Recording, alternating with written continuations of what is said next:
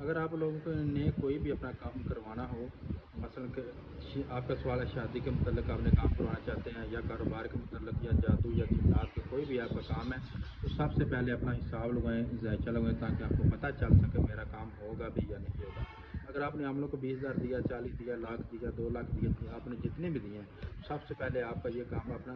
اپنا جو استخارہ ہے وہ کرائیں، اپنا حساب کرائیں، ذائچہ لگائیں تاکہ آپ کو پتہ چل سکے کہ میری سے شادی ہوگی یا نہیں ہوگی۔ اگر ہوگی تو کس طریقے سے ہوگی۔ بعض لوگ ایسے کرتے ہیں، عاملوں کے پاس جاتے ہیں، میرا یہ کام کر دو،